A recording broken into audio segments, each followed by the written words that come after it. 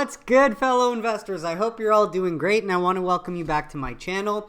If you're new here, my name is Jordan, and today we're coming at you with This Week in Cannabis News from February 5th to the 11th. Now, before we jump in, if you enjoy this video or you learn something, please just leave a like on it as it really helps out my channel. And of course, if you want to learn how to take advantage, subscribe below so that you don't miss any future videos, and there's plenty of content for you to go back, rewatch, and educate yourself with. Try to think of these videos as a time capsule.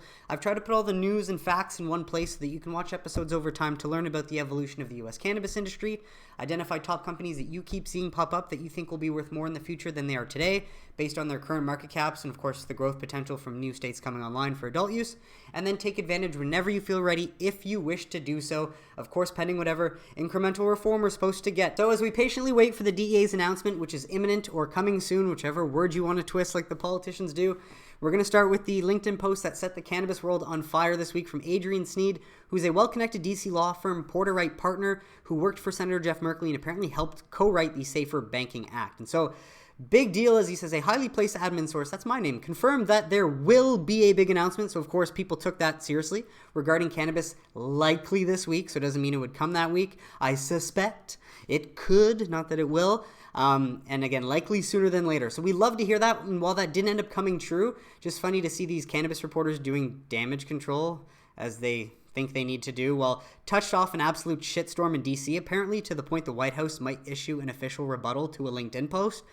Seems nonsensical. And like, yeah, you don't need to brag that the people are thirsty. We're trying to get this normalized discrimination erased because it's been going on for 60 years and most people don't care about it or even realize that it's a thing. And so, yes, we're thirsty for solutions. Can the White House fucking keep some of their promises? Is that too much to ask? But while it didn't happen, the good news is that apparently he tweeted this or probably posted this on LinkedIn, but I stand by the information and the sources. The timing didn't work out. This shit, unfortunately, Murphy's Law, happens more frequently than people think. This came as of Friday, February 9th, and so you gotta respect the guy for following up and at least putting his reputation on the line, because it highlights that it's out of his control, out of our control, hence, as investors, all we can do is plan accordingly for our own situation, and we're gonna find out whether Adrian Snead is someone that can be trusted in the coming weeks, and so I imagine he's not gonna tweet that if he doesn't know what's coming. But the surprises didn't end there, as thank you, Aaron Idlehite, for taking a screenshot of this clip. I don't wanna play the whole video, but my working assumption is that this video is premature. It ought to be, otherwise the master manipulators are back at it again, lying and gaslighting the American public when they have not changed federal cannabis policy as of yet at all. Part of their campaign promises, still waiting though, right? And so while there's a lot of speculation in the comments, could you think that the LinkedIn leak really had that big of a deal and it forced them to push it back? Why would they? Ultimately, my other thought is that, like, sure, maybe this means something is coming this week in order to make this true next week. But also, they've just gaslit us since 2020, so why wouldn't they continue to do that?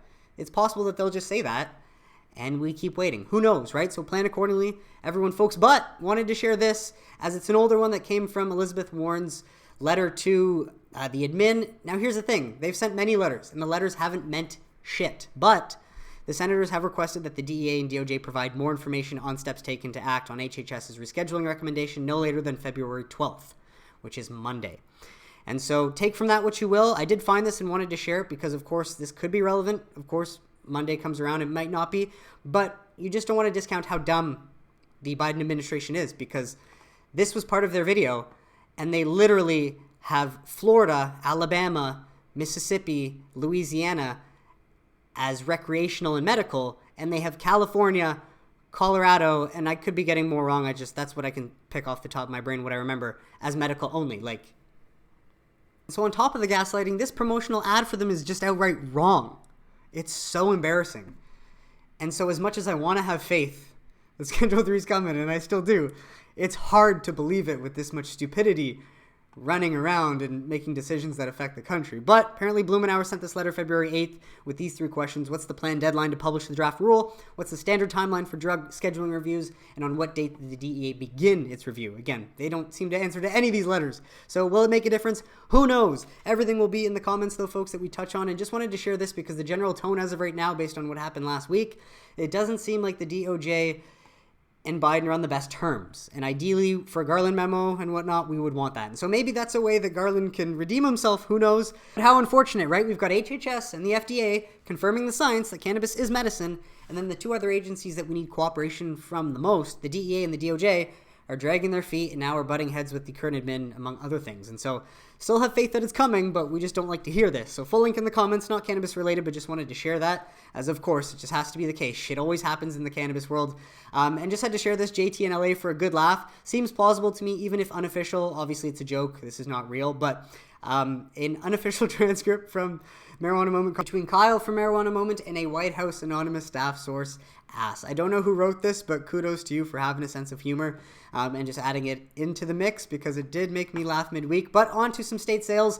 Now from New Cannabis Ventures, just highlighting the growth year over year ultimately for markets ending the year in 2023 in December with record high sales, but cannabis markets show improved growth again. And so quickly just looking at Western markets, obviously the more mature ones, we're seeing less annual growth because they're mature. There's a lot of illegal cannabis that competes with it, but surprising ultimately to even see Oregon still grow at 2.6%.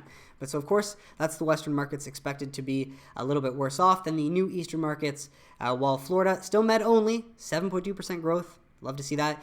Illinois, while slowly opening more stores, 3.7%. If you open more stores, you'll see more growth. No shit. Maryland, 135.4% because of adult use. Thank you. Massachusetts, still growing, 2.8%. Michigan, 26.2%. And PA, medical only, 6.8%. And so with that, we move on to Illinois' official numbers for January, one of the few states that I could find the numbers for as of February 8th. And as to be expected, we did see quite a drop from December's high of 153, back down to 133 million. If we look at 2021's December was 137, then 2022 started with 117 million, so to be expected.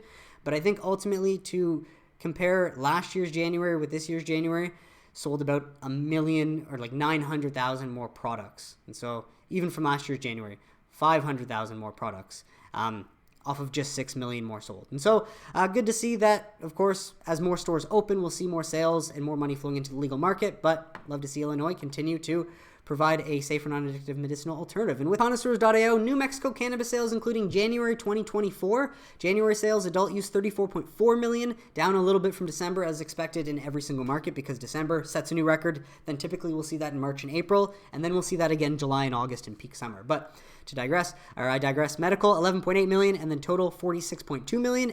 Through 1,050 dispensaries. No bottleneck there, and you love to see the nice growth that this market is seeing. And so interestingly enough, this obviously comes from New Mexico state sales data, while this article came from MJBizDaily, and it's just blatantly false, as cannabis sales in New Mexico total 40.2 million in January.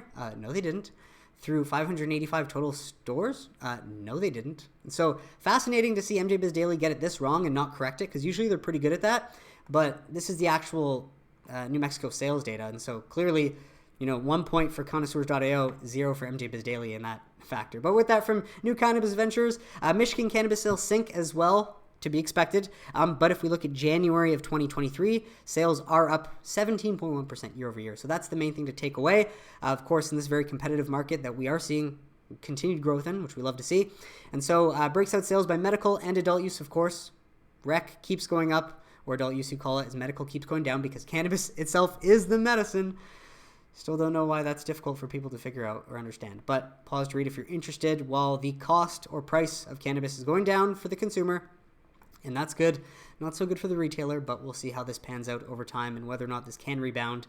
So more here if you wanted to pause to read. Sales grew 33%, 2023. 3.06 billion. Fascinating. Well, this one from CBS News. Nice to see it blasted through a mainstream outlet, although outlets like myself was reporting on this weeks ago, as Massachusetts sees record cannabis sales in 2023. And so for just more on the Massachusetts market, an East Coast market that has a lot more potential if it will open more stores and ease the tough regulations that it sees. But also just while I was digging for new Massachusetts data, imagine this. For immediate release as of February 6th, they're so slow. Why do government agencies and public servants have to be so slow? I just don't get it. So they're celebrating their best ever month to end December when it's like, dude, it's February. I'm looking for January sales data. Come on. And so what they are proud to announce is that they're going to focus on more social equity coming up this month. Let's hope it doesn't harm the market. From connoisseurs.io, Florida weekly update from the 2nd to the 8th. And the good news is that the adult use initiative will likely be on the ballot in November, as DeSantis said it will be. But to note, interestingly enough, for the first time I can recall, ladies and gentlemen, the qualified patient count actually went down week over week from 872,376 to 871,656, which is a decrease of 720 patients. Now, maybe they were cleaning up the system and getting rid of anyone that maybe stopped using cannabis because they're cancer-free now, or they're better. Who knows? But main thing is that the data still speaks for itself, and a lot of cannabis is being sold medicinally in Florida. So total flower sales this past week by company by ounces, you can pause to read. THC sales in milligrams by company this past week, pause to read. This past week, CBD sales in milligrams by company, pause to read. And then total number of dispensaries for each, pause to read. And then last one, Fortune, dry January turns into high January as Gen Z's buyer strike on alcohol turns things green. And so while we can see a lot of the Jan data and sales for cannabis is down from December, it seems like the hit is alcohol sales are really down. And so this is behind a paywall, but just wanted to share that as it is certainly in line with the trends that I imagine most of us are seeing, and the future is more likely going to be pro-cannabis and less friendly towards alcohol. But on to some studies. First one from MDPI, evaluating the mechanism of cell death and melanoma induced by cannabis extract PHEC66. Sounds promising. Published as of January 31st. Now, research suggests the potential of using cannabinoid-derived compounds to function as anti-cancer agents against melanoma cells. Almost sounds like it has some miracle medical benefits, right? Our recent study highlighted the remarkable in vitro anti-cancer effects of PHEC, an extract from cannabis sativa, on the MM418C1, MM329, and MM96L melanoma cell lines. However, the complete molecular mechanism behind this action remains to be elucidated, because they're smart, but they still ain't that smart. Either way, enough evidence for us to have descheduled a long time ago so that our research would be much further along, but full link in the comments if you want to go through that study. Very fascinating. And then from MDPI, another one, the neuropathic arsenal in cannabis sativa, insights into anti-neuroinflammatory and neuroprotective activity and potential entourage effects. Sounds damn promising, because I don't want my neurons inflamed. You probably don't either. Published January 15th, 2024, as cannabis, renowned for its historical medicinal use. Oh, if only most people knew. Harbors various bioactive compounds, cannabinoids, terpenes, and flavonoids. While major cannabinoids like THC and CBD have received extensive scrutiny and not enough praise for their pharmacological properties, emerging evidence underscores the collaborative interactions among these constituents, suggesting a collective therapeutic potential. And so this review underscores the imperative to delve into the intricate roles of cannabinoids, terpenes, and flavonoids, offering promising prospects for innovative therapeutic interventions and advocating continued research. Just imagine how much further along we'd be if it was never falsely put in the CSA and we'd had the ability to research this all along. Like, man. So from Oxford Academic, Cannabis Use Among Cancer Patients and Survivors in the U.S., a systemic review. So again, looking at research that's already been conducted, but concluding, it appears, hard to argue, cannabis may help cancer patients and survivors manage symptoms. However, go figure, they love falling back on this conclusion. More studies are needed to determine if the positives outweigh the negatives. And I'm all for more studies, but it almost seems like these researchers do not trust a lot of people's self-reported opinions, which is a damn shame, because I think this also speaks more about the whole peer-reviewed system and the quality of a lot of these studies. If only 27 are deemed strong enough to be taken seriously versus 1,162 studies that they looked at. It's embarrassing when I know that my friend's mom beat cancer in high school, and that was the first real experience for me to witness that and be like, wow, Sandy, good for you. And she taught us more about the plant than any of the propaganda would have done, right? And as if it being legal for medicinal in 38 states wasn't reason enough to fucking deschedule it already, right? And so last few from Walter Bloomberg, highlighting how cannabis bans are shaping online trends. Now, I don't think this is a great thing, because Delta 8 THC, I believe, is the knockoff THC you get from turning hemp CBD into THC, while Delta 9 is the actual plant THC. So ideally, we want people to get access to the plant and Delta 9 THC. But I digress. States banning recreational cannabis see 90% increase in searches for the fake stuff, indicating a clear shift towards alternative cannabinoids.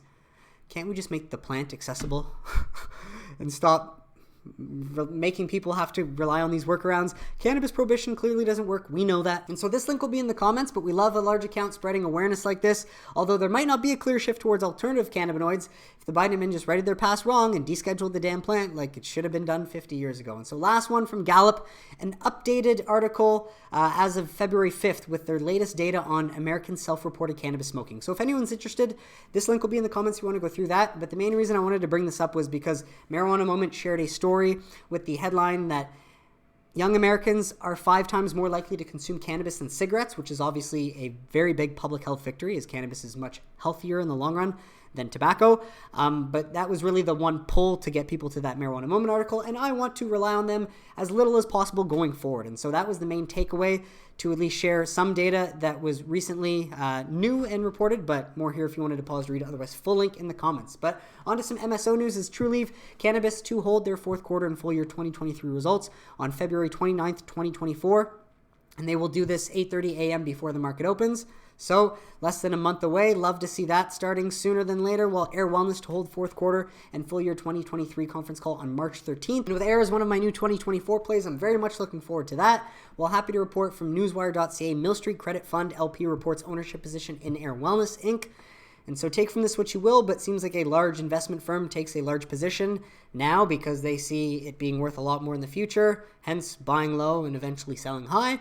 So pause to read if you're interested. And I believe this has to do with this whole refiling thing that they had announced. So I'm not going to try to act like I fully get this, though as an Air Wellness shareholder, I'm trying to figure it out. So let me know in the comments if I'm wrong, but it seems like they're trying to push their debt into the future, and part of doing so is seeing them raise $40 million of new capital, which could dilute existing equity shareholders. And so as a deterrent to that, they are also approving 23 million anti-dilutive warrants to its shareholders as of record February 5th. And so if you hold Air shares as of February 5th, for every 3 Air shares you have, common shares, I believe you'll get 1 anti-dilutive warrant. And I've never held warrants before. I imagine it's going to be worth something at some point in the future, and I can sell that. And so we'll find out as we cross that bridge, but that is my best take at it. So let me know if I'm wrong in the comments, or please correct me if I am. But interesting times, as you know, they're trying to look out for their shareholders and not dilute that low float that probably attracted many of us in the first place. But last one on Air, as Town approves Connecticut's first drive-through dispensary, a former Starbucks, and Air Wellness is the lucky winner of that. So we'll love to see companies, again, focusing on what they can control, which is expanding their footprints in key markets before we get that big Schedule 3 announcement. And so with that, the cannabis company to report their fourth quarter and full year 2023 results on March 13th. Same day as Air Wellness, all eyes are going to be on these earnings reports, and they will report 30 minutes before them at 8 a.m. And so just wanted to share, folks, I think I got very lucky on Monday. I put in a buy order at 58 cents, which was my average price Monday morning before the market even opened. And I was just like, please let that hit. That would just be awesome. And I managed to scoop up 1,500 more shares plus 207 for a new total of 4,420 cannabis shares plus 1 for good luck at 58 cents. And then 2,395 shares of Air Wellness still at $3.23. Though I did get 713 Air warrants, but I think it's half set up because it only says the number. The rest is not. It says it's still a non-tradable security at this point. And so with that, though, wanted to share this one from Betting Bruiser, as this is what Echelon sent today, FYI, as I think the Cannabis is well set up for a catch-up trade. There's some buzz around a potential cannabis federal catalyst in the near term, and this would probably have a major move on that. Take from this what you will, but our recent note, advisors from Echelon Partners, I will put that link in the comments. Let's see if we can even read it. If it's the link to the report, then yes, we can. So you're welcome, folks. Thank you, Betting Bruiser, for sharing this. That will be in the comments. But with that, I wanted to share from Stocks Only, this likely a move done to facilitate an uplisting or large partnership, according to whoever Stocks Only is. So take that with a grain of salt. But I do like that he says, much like Canada circa 2017, because I only started paying attention in 2017, which means he's been watching longer than I have. And so why does he think there are big investments coming in the U.S. cannabis space? Let's do a bit of digging. So Jungle Java shared this. Thank you, Trader Joe, for saying big news, because I would have asked the same thing that Encore said. How so?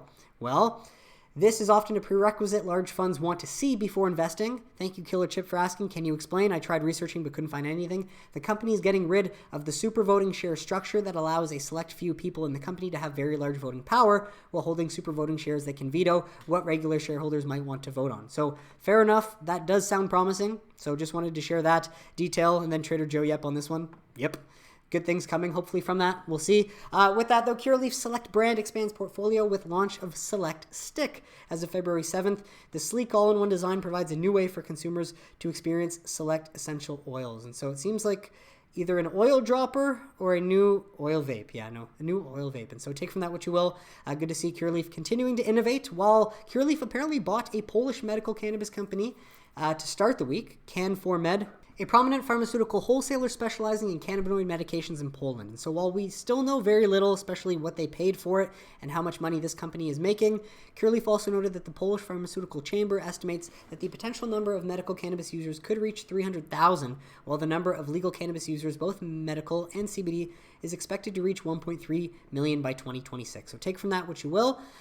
but wanted to share from Curaleaf as well. Thank you for doing more work and spreading awareness than the members of Congress, but bipartisan support for safe banking continues to grow. And with 4 new co-sponsors bringing the total to more than 100 in the House version, the fact is the Senate has had the votes to pass SAFER for years now, and the one obstacle standing in the way from allowing a vote on this is Schmuck Schumer himself, as he continues to work for his corporate interests and not the American people.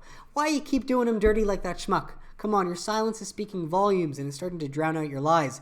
It just sucks that so many are still fooled. But with that from Todd Harrison, snippets from investment firms, this one from BBG Intel on U.S. cannabis. Bloomberg Intelligence seems to think, we believe, and ascertain a 70% chance the decision happens in the next few weeks or months, which is in line with what Adrian, Snead, and everyone else is saying, while apparently Pennsylvania governor calls for legalization of cannabis. That's great, as long as the lawmakers are willing to write up the legislation. And while I don't know how quickly this will come about, he does have a case that 5 of the 6 states bordering PA have legal cannabis, and so they're losing out on a lot of tax dollars. And so whether or not they can get something done, that's another story. But from ATB, Freddie Benson Gomez sharing his take on Pennsylvania as U.S. cannabis catalysts are stacking up in 2024, and Pennsylvania could be next, but notice the key word is could. While his proposed budget does seem to include cannabis legalization, I don't think there's any legislation to actually bring that about yet. But you can pause to read, of course, to learn more about what benefits that would bring to the PA market. While Vegas Weekly, as cannabis dispensaries prepared for a Superbowl rush, I imagine there's going to be a lot more spent than usual just because of the increased volume. And I also imagine that black market dealers are also pretty prepared at discounted prices. And so we'll see. But of course, hopefully the Super Bowl does have an impact and bringing a lot more people there and seeing a lot more legal buying. While the only 2 stories from Marijuana Moment, I'm sorry, couldn't find them anywhere else to best relay, but good news, Virginia House approves cannabis sales bill in initial vote, with final passage expected next week as Senate considers separate plan. And all I know is that this is very beneficial for Green Thumb and cannabis if Virginia does actually legalize for adult use sooner than later. But I will update you. Not really much to take away from this until it's finalized, so just wanted to share that development. So, second one out of Marijuana Moment. Of course, all articles and links are going to be in the comments, but North Carolina voters strongly support medical cannabis legalization. Poll shows they want a safer, non-addictive medicinal alternative, go figure, and love that it's 78%, not like 5 out of 10 or 6 out of 10, but almost 8 out of 10, and only 18% said they were opposed. These idiots. Full link in the comments if you want to go through that. Well, from Cannabis Business Times, update, South Carolina Senate fast-tracks medical cannabis bill in special order. So I will update you once this is finalized as well, but seems like this Compassionate Care Act that died 2 years ago could finally move and get approved. So imagine that. South Carolina and North Carolina finally catching up with the times and getting medical. So I will update you guys if this actually ends up going into effect, but seems to be continued into next week. So as always, full link in the comments. While from Westward out of Colorado, the tourism office is now listing cannabis activities. And so Colorado, of course, leading the way in helping normalize the cannabis plant, as their industry was the first to do it. And they kind of laid out the blueprint. Imagine a state with 5 million people that can do $15 billion in adult use sales. That's what happens when you open enough dispensaries. Just wanted to point out that the Colorado tourism office is adding cannabis experiences where you can consume other activities and all that to their lists. Good. That's one way to help normalize it, and hopefully more and more states will do that. More here if you wanted to pause to read and learn about that. While from MJBizDaily, Florida Senate advances a 30% THC potency cap on adult use cannabis. Now, I don't know what the chances of this actually being approved and becoming law is.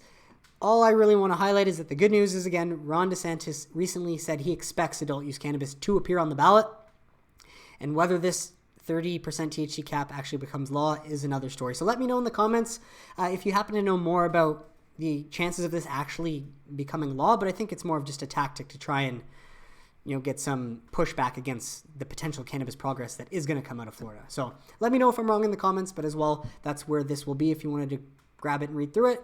Well, from the Green Market Report, Germany poised to become the 3rd EU state to legalize cannabis. Just wanted to reiterate as more publications start pasting this out there, but as we recap just what we saw last week, a vote is expected this month in February. So if there's no vote, I'll let you guys know. I've got to hold Germany accountable, but legalization could take effect as soon as April. And this wouldn't be the first time that they said that a vote will happen and then it gets pushed back. So let's hope that they finally keep their word this time. Full link in the comments if you wanted to grab that. Otherwise, you can pause to read, as some Canadian companies do have exposure. And I will admit I do still own Tilray Brands. That is the one Canadian LP for the Germany exposure and the fact that they are on U.S. major exchanges. That is why I will continue to own them. Well, lastly, some resources for you guys to check out over the weekend if you'd like. I'll admit I have not listened to this one yet, but Cannabis, Politics, and Election Season featuring Hirsh, Jain of Ananda Strategy. Hirsh has been in the industry for a long time, and he's going to touch on basically all of the potential catalysts. And so I will try to listen to this today if I can. Well, I saw this, and I only got to listen to about 20 minutes of it before I started this video, and I'll try to listen to the rest later, but wanted to share a clip going in depth with Shane Pennington, Cannabis Reform 2024. And so he highlights some important points as to what brought him to fighting this for us, and God bless this dude for seeing what we see and having the know-how to actually address it and start chiseling away at these outdated, ridiculous laws so that we can right these past wrongs finally. So I'll play this little clip here. And that you saw that your skills and training could be impactful here, because it's much bigger than marijuana, as you know. Yeah, it's about the relationship between the citizen and the state. And it's the relationship between the state governments and the federal government, and the relationship between international law and domestic criminal policy in the United States, which is now dictated by, a treaty championed by Harry Anslinger in 1967, designed to prevent state legalization from happening, which is an absolute anathema to fundamental constitutional norms that protect individual liberties that reverberates far beyond cannabis. And now, as a result of that, and our inability to be responsible with the constitutional system that's given us liberty for hundreds of years, we now have manifest lawlessness across the country, sponsored by and profited off of by the federal government that we pay taxes to. And all of it is driven, the only way it works is through these lawless foundations. And then built upon that, it took decades of anti-science policies, robust, on their face, like explicit anti-science policies. I mean, this goes back to things like Galileo, right? And like the Dark Age. And, these should be things that you should never see. Right. And so now we have a presidential administration that's focused on science and data-driven harm reduction approach to drug policy. And everybody can be criticized. There's always more to do and so forth. But it gives me some modicum of hope that looks like, because of the work of so many people along the way, and now all of the hard work that we're doing now, that we might be about to turn the page a little bit. Well, you see, it's those things are happening. So just wanted to share that clip. Again, as I said, I didn't watch the rest of the video, but I imagine there's some other good nuggets in here. Reiterating that the schedule is very unlikely, but rescheduling to Schedule 3 seems to be what we're going to be getting at some point in the near future. So, folks, again, plan accordingly for your own situation. This is not advice, though the stage is set better than ever, and hence that's why you're here. And so last few things, folks. Reminder, the catalysts. I've never seen so many catalysts converging at once. Schedule 3, safe talks. Florida, PA, Ohio, VA, Minnesota earlier than expected. Talks of descheduling as an election year topic. New York finally coming online. MSO earnings reports. And so, hold the line, folks. I mean, do whatever you want to do, but I'm holding strong. While Wheatstreet 420 shares Google Trends interest for MSOS is at the highest point since the HHS rescheduling news in September of 2023. I wonder how high this is compared to 2021. He didn't zoom out that far, but definitely something to consider. While also from him, MSOS average volume breakdown compared to SPY. This is something interesting and worth noting. This is I think, again, I say generational opportunity, in the sense that retail investors can get such a head start. And as of right now, in MSOS and likely in the underlying assets, only 4% of institutional money. Whereas the SPY, and once you're allowed to uplist on major exchanges, you've got 64% of institutional money holding it, only 10% retail. And so eventually this will likely flip back the other way, much like the SPY and much like any other ETF, stock, equity that trades on any major exchange. And so take from that what you will. Also, reminder that we are very early. And lastly, just found this really old clip from a TV show apparently from the 60s called Dragnet, an episode called The Big High. And while I've never heard of the show before, you love to see it. It questions the current status quo, which is obviously based in political science, should have never been the case in the first place, hence trying to right this past wrong for so damn long. And so let this guy take it away. You've been smoking marijuana? Marijuana is illegal, I know that. That's right. For now. In a couple of years, things may change when all the kids grow up and start wearing ties and going to the polls. Marijuana's going to be like liquor, packaged and taxed and sold right off the shelf. I doubt it, Mr. Shipley. Took a little longer than expected, but... Look, I don't mean to be disrespectful, but it seems to me there must be better things for cops to do than chase down wild rumors about something as innocent as marijuana. Why don't you go after the big bad guys, the heroin peddlers? I won't argue with you about them. They should be stopped. That's right. We'd like to put them out of business. That's why we're here. What do you mean? We're trying to keep them from getting a new customer. There's a big difference between marijuana and hard narcotics. Yeah, but it's only a small step. And everybody who takes a drink is going to be an alcoholic. We know that's not true, don't we? Let's face it, we're on opposite sides of the fence and there's nothing we can do about it. For you, if there's a law against it, it's wrong, black and white. I just don't see things that way, that's all. Well, you want to give it a try, fella. It might keep you out of jail. Maybe, but we'll change the law someday, even though your friend here thinks we won't. Believe me, it's a new world. Your laws are as outdated as Bustle's. And 60 years later, are we at that tipping point? Let me know in the comments. But that is it for today's episode. I want to thank you so much for tuning in, and I really hope you got some value out of it. What did you think of the stories mentioned? Let me know in the comments if you have any questions or suggestions, and I'd be happy to address them. But besides that, if you enjoyed this video and you learned something, please just leave a like on it. Subscribe below if you don't want to miss any future videos, and I will catch you next week for This Week in Cannabis News. Have a great weekend, everybody. Take care.